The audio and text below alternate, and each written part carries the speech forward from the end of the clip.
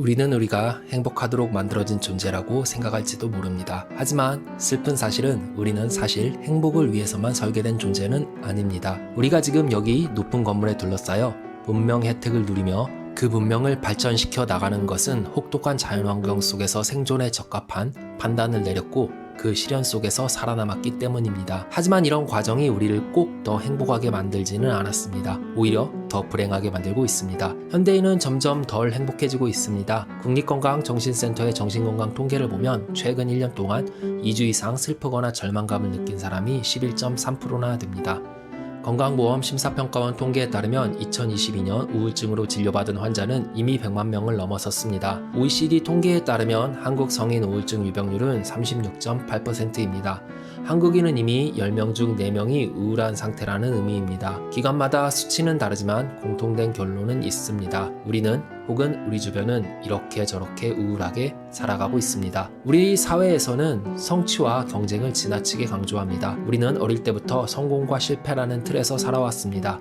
그 틀 안에서 높은 점수와 좋은 대학을 목표로 도전합니다. 외적 동기, 즉 좋은 직장을 갖기 위해, 돈을 많이 벌기 위해, 승진하기 위해 열심히 노력합니다. 하지만 이러한 동기가 지속되다 보면 허탈감과 무기력감을 느끼게 됩니다. 외적 동기는 결국 의미와 가치를 떨어뜨리기 때문입니다. 내적 동기로 인해 크지 않지만 소소하게 성과를 내고 있는데 갑자기 외부에서 큰 보상을 제시하면 내적 동기가 사라질 수 있습니다.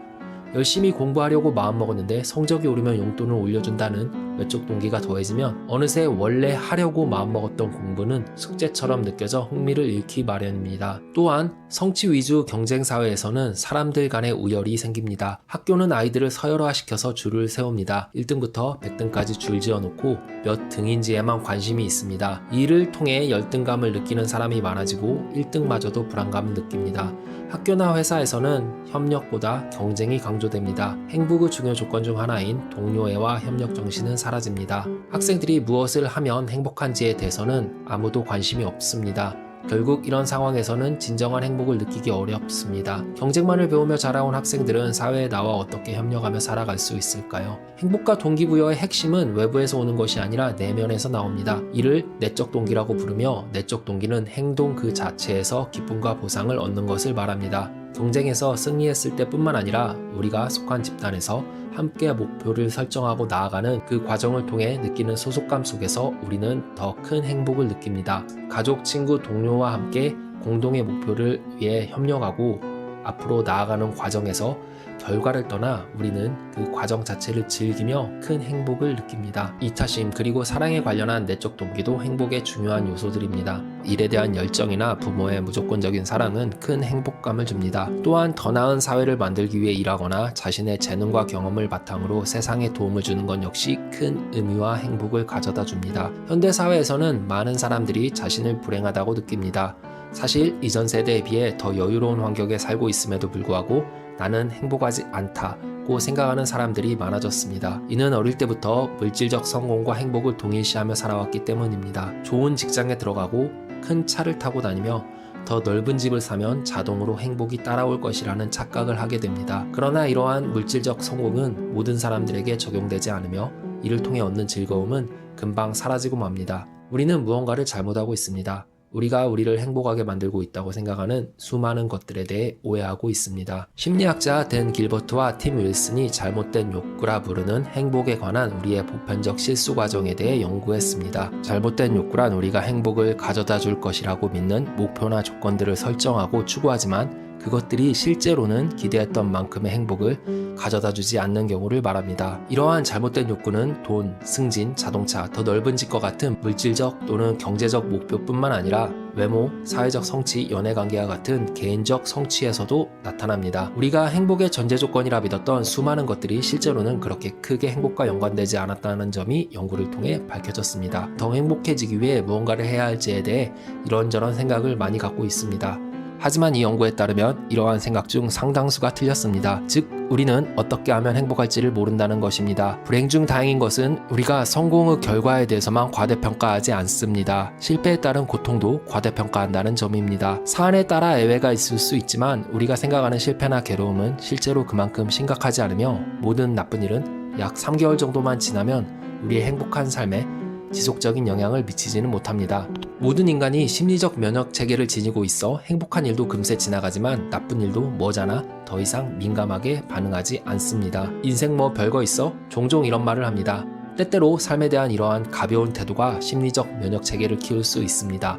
반려견이 세상을 떠나면 세상을 잃을 듯 슬퍼하다가도 조금씩 일상생활로 돌아오는 것도 이러한 심리적 면역 체계가 작동하기 때문입니다. 우리는 원하는 것을 얻기 위해 고군분투하고 있습니다. 또한 원하지 않는 것을 피하기 위해 원하는 것을 얻고자 하는 노력보다 배로 애쓰고 있습니다. 하지만 그 시작점이 잘못되었습니다. 즉 우리는 무엇을 원하는지도 모르고 피하려고 하는 것이 사실 그렇게 최악의 상황도 아닙니다. 우리는 항상 객관적으로 말하고 생각하고 결정한다고 믿고 있습니다. 하지만 그렇게 객관적이지 않습니다.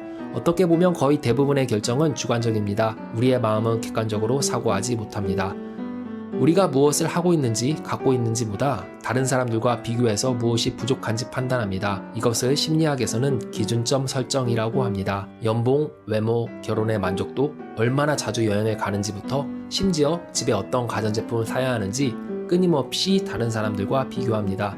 그리고 이것은 객관적으로 괜찮은 삶을 살고 있더라도 누군가가 우리보다 더 나아 보이면 기분이 나빠집니다. 소셜미디어에서 누군가 더 멋진 곳으로 여행을 가고 더 좋은 차를 사고 더 넓은 집으로 이사를 가면 객관적으로 괜찮았던 나의 삶이 주관적으로 문제 있는 삶으로 여겨집니다. 소득의 절대적 금액보다 사회적 비교가 더 중요한 영향을 미칠 수 있습니다. 내가 1,000만 원을 벌고 주변 사람들이 2,000만 원을 버는 것보다 내가 300만 원을 벌고 주변 사람이 250만 원을 벌었을 때 비교적 더 안도감을 느낍니다. 절대적 빈곤선을 넘어서면 절대 금액보다 주변과 비교한 상대적 수준이 행복에 더 큰 영향을 미칠 수 있습니다. 결국은 절대적 빈곤선 이상에서는 비교의 기준점이 중요하고 더 중요한 건 비교하지 않고 내 나름의 삶을 살아가려는 의지입니다. 우리는 거의 모든 것에 익숙해집니다. 처음 경험할 때는 엄청나고 신기하며 경이롭게 느껴지지만 시간이 지나면 익숙해지고 맙니다. 그렇게 절대적으로 돈이 많은 사람도 항상 행복할 수는 없습니다. 돈으로 특별한 무언가를 살 수 있고 그로 인해 잠깐 행복감을 느낄 수 있지만 결국 그 감정에 익숙해집니다.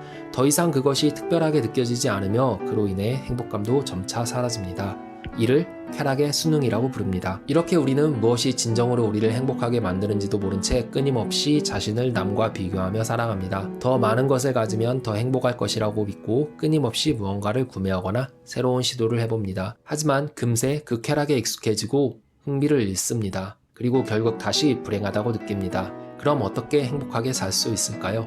행복한 사람들은 대체로 더 사회적입니다. 이들은 사람들과 더 많은 시간을 보내고 친구와 가족과의 시간을 우선시합니다. 하지만 우리는 사회의 연결에 그렇게 큰 의미를 부여하지 않는 경우가 많습니다. 하버드 의대 성인 발달 연구팀은 85년 동안 좋은 인생을 연구했습니다. 1938년에 시작된 이 연구는 하버드 대학생 268명과 보스턴시 빈민가의 평범한 학생 456명을 관찰하며 시작되었습니다. 연구팀은 건강 상태, 재산 규모, 가족, 친구 관계, 종교, 정치 성향 등을 추적했고 의료 기록과 소득 자료 등을 수집하여 수백 건의 심층 면접을 실시했습니다.